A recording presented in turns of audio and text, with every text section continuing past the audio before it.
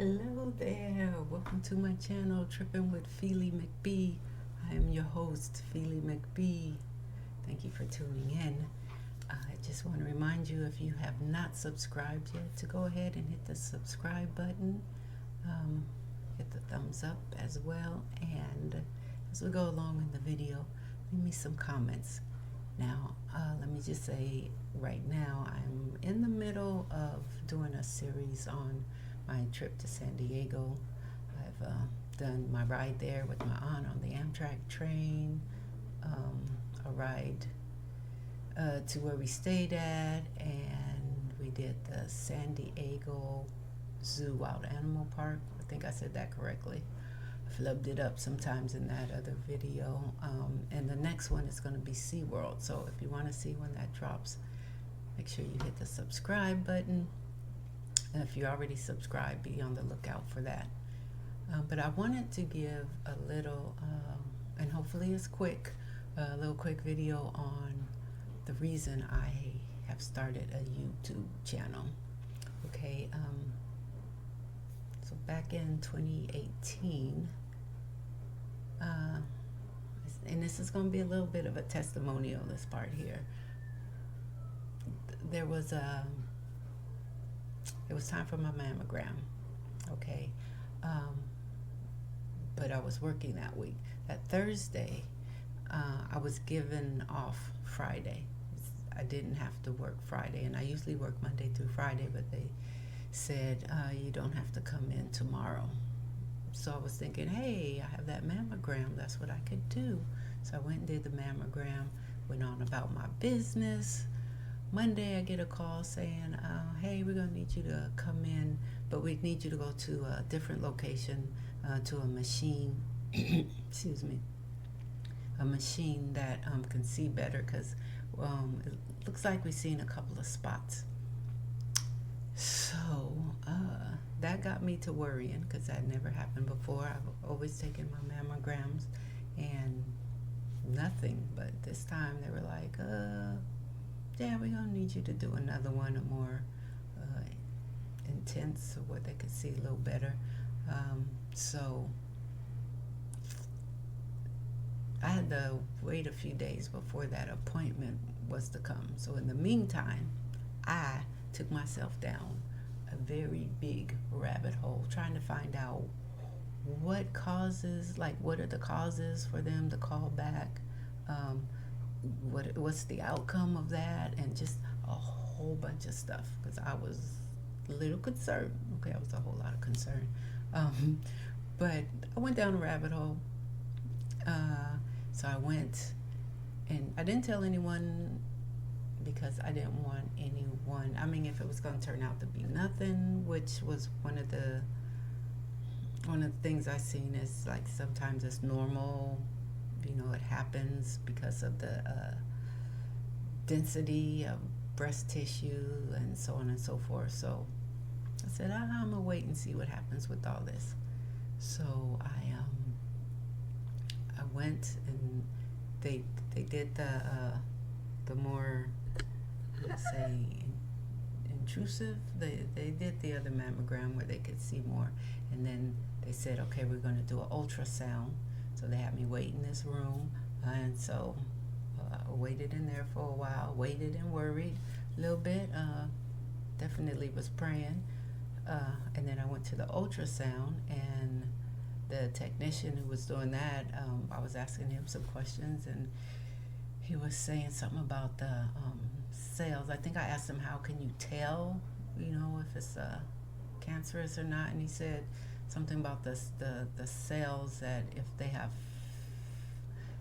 like, I guess some have fluid in them and some don't, and I may be getting this backwards, but the ones that have fluid in them, there is something that means there's something there, and if they're empty, if nothing's in there, that means it's good, or it might be vice versa. But anyway, so I asked them, well, so how does mine look? And he said, well, you know, the doctors, they'll go over all that with you. So I was like, okay. it must be something there, because when they start telling you the doctor will talk to you about it, it's like, okay, yeah, there must be something there. So that was the ultrasound. And after the ultrasound, they said they needed to do a biopsy. And usually they can do biopsies that same day at that facility. But because of my, it was late by then. It was like after 4 or 5. So they were going to have to schedule me for an appointment. And we were already at the end of the week. So my biopsy appointment was going to be the following week, which gave me a whole weekend of worrying and going down a whole other rabbit hole. And that rabbit hole was biopsies. What does it entail? How long does it take? How hurtful is it? So on and so forth. I was told that it feels like when you go to the dentist and they numb you, that shot that they give you. I don't like that shot. I mean, I deal with it, but I don't like it. So I was all worried and concerned. I was all intense and tightened up, and by the time I got to the biopsy and got in there and she put that shot in there, I barely felt a thing. I was like, that was it. Either she's real good, or I don't know. I barely felt a thing. I was so relieved. So that was a biopsy. It was the end of a week, which meant I was going to have to wait a whole other weekend again for results. Like, it seemed like every time I would have a test or something, it was at the end of the week, which gave me the whole weekend to have to worry and stuff. So I did worry. There was a whole lot of worrying. I was praying, but you say, if you're going to pray, you shouldn't worry. If you're going to worry, you shouldn't pray. And I hadn't gotten there yet. My relationship wasn't, it was, I had faith in God, but I was still worrying. My faith is a whole lot stronger now, but let's just say I did some worrying until, well, I'm not even going to say until. I was worried. It wasn't until the next week I was at work when my phone rang and I seen that it was Kaiser. I said, oh, let me take this call. So I took the call, and the man on the phone, I think he asked me, how are you doing or something. I don't know. But whatever the case, he said, so, well, yeah, unfortunately, you do have cancer. And he said it in his best professional, sympathetic voice. Because that's the only thing I heard. I couldn't even tell you what the rest of that conversation was, because I was stuck right there. It was like just stuck. I froze, and everything in me just like froze.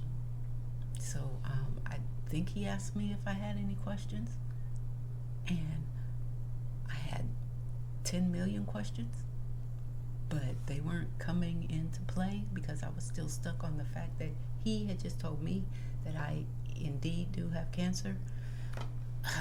So I don't think I asked him any questions. I don't even remember the rest of that conversation. Other than that, I think he asked me that question.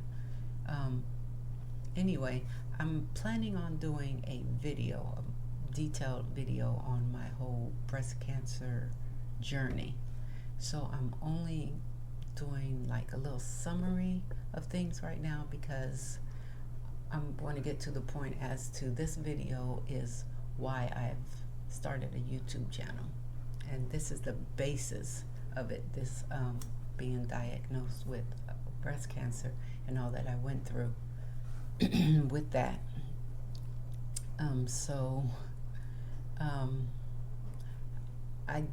I'll go over some things. I did have a surgery. It's on my left side. It's in my left breast. I had that surgery, which was interesting because I have never had any type of surgery ever. I've never had a stay in the hospital for anything. I think the most the biggest procedure I ever had was I had a cyst in my finger, and I had a cyst in my neck, and they removed from there and there. So I didn't know what to expect or any of that, but I was like, okay, I can do the surgery to get that cancer out of there. I just don't want to have to do chemo. I did not want to have to do chemo. So we went to an appointment with the oncologist surgeon, and we came up with the date that I'd have my surgery, and I was like, oh, good. We can be finished with all this by my birthday. And he was like, when's your birthday? And I told him it was in the same month. It was later in that month. And he didn't say anything. I was like, okay, there's that quiet thing again, which means it means something. But what it meant was that when they do the surgery, they take out lymph nodes. And depending on the results of those lymph nodes, will determine if you have to do chemo or not, if you're done with everything. So the day of my surgery, I got there around 6. I was scheduled for 1 o'clock. I don't think I actually got into surgery till like 2 or 3. But what I wanted to bring up about that is when they take you into where they're gonna do their procedure, the surgery, and they lift you. Like you're on one bed and you're on the sheets and blankets, and they lift you and put you over onto the other one. And then the guy said, okay, I just want you to count back from 100. So I was like, oh, okay. And I'd heard they do that type of thing. I was like 190, 99, and then I was waking up. Like, I did the 100. I remember I was like trying to, what's after, what's before? Because I was like kind of foggy, groggy. And next thing I knew, I was waking up in this other room. And I think there was a nurse in there. Anyway, that was neat to actually experience what I had heard all these years about how they tell you to count down before you go in surgery, and the next thing you know, you're waking up. So now I have experienced that. Anyway, they gave me this pillow. It's a cute little pillow that you put here in between your arm and the side of your body right there. So when you're riding around in the car or just sitting or whatever, that is, your arm isn't agitating the stitches and everything. I actually, a couple of days after that surgery, my older sister and her husband came in for a visit, as well as their youngest daughter, who met them there. And we went around and did sightseeing stuff in other cities and surrounding areas, so on and so forth, which was pretty cool. But I wasn't able to drive, so one of my friends, did the driving for us, which was very nice of her, let me tell you. Because otherwise we'd have just been sitting around in the house doing nothing. But anyway, let me get back to the reason for this video.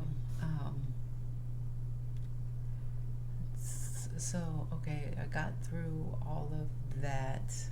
I am actually 6 years out now. But, okay, that was in 2018 through 2019. But I'm still, there's these hormone blocker pills that I have to take, but I'm done with chemo, and I did have to do radiation, so I'm done with all that.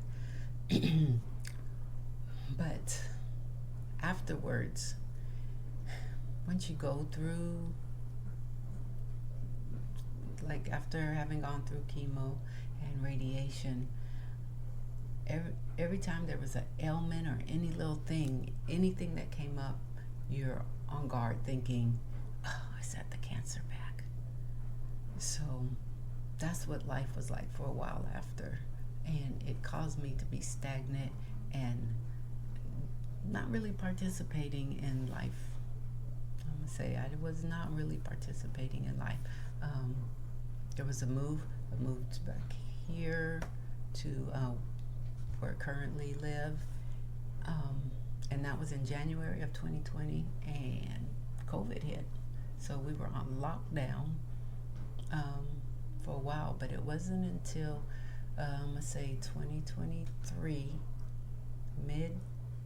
earlier in 2023.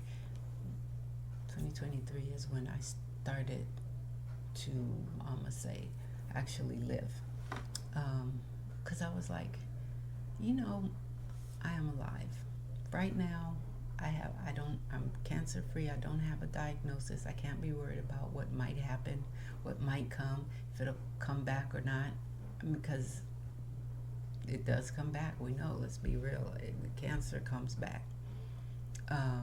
But right now I don't. So let me get myself up and start enjoying life. And that's why at the end of my videos I say get out and enjoy life, whatever that looks like for you. Because I had to tell myself that. It's like, get up and enjoy life. I started accepting invitations of going places. I've been on trips. I went to Hawaii, which was on my wish list to do. I had a wonderful time. I did that cruise last year to Alaska. That was wonderful. And then I've had like trips to like the one in the middle of now, the San Diego. And not all the trips, I went to like Chicago, Atlanta, and all these are on my page. I've done content on a lot of these places, but there's some things that I've done, like I just wanted to get out, like walk around, and then I wanted to get further than the walking, so I got one of those an e-scooter, and was using my little e-scooter, going places just to get out and get fresh air. And then I seen e-bikes on YouTube. I started seeing guys and some females on riding around on e-bikes. So I started watching those, and I was like, ooh, now see, I could do an e-bike. So I actually had a bike, but it was just sitting. I wasn't using it. I had ridden it maybe twice since we moved here. But I said, I know I would do an e-bike. So I sold my bike, and I got an e-bike and start riding around and going places. And let me tell you, I enjoy that joker. And I get exercise in because I pedal on it. And if I get tired of pedaling, I just do the throttle and ride. But I'm outside seeing, life around me, seeing other people, and just out there having a good time. I pick my sister up sometimes. Now she has an e-bike too, and we ride around and go places. There's a video where we went riding all over. We had fun that day. But yeah, we get together and go riding. So it's just getting out and moving, working out. Now, I do not work out every day. There might be some weeks that go by that I don't do an actual workout, but I'm moving. But I try and work out 3 times a week. Sometimes I don't feel like working out, and I don't. Sometimes I don't feel like working out, and I'll go ahead and work out. And sometimes I feel good about that. Other times it's like, okay, I worked out. But at least I'm getting my body moving. I want it to move and do things because they say if you stop moving and stuff, and as you get older and age, you stop having use of things of your body and stuff. It stiffens up and get atrophy and all that stuff. I don't want that to happen. If I want to do everything that I can to keep that from happening, so that's why I want to. I said, well, since I'm out doing these things, let me do videos and put out some content, and maybe I could be an encouragement to someone. That even if it's one person, it'd be great to just get out and get outside and enjoy the great outdoors, or just getting out and going and doing things, instead of just sitting around not doing anything, they're just watching life pass you by. That is the purpose of my channel, and I hope I can encourage somebody to just get up and enjoy life, whatever that looks like for them. So this is the end of this one. Make sure you get up, find out what's enjoyable for you, and get out there and do it and enjoy. just do it. Make sure you stay safe in whatever you do, and also have fun. All right. Well, I'll see you guys in the next one. And as always, God bless.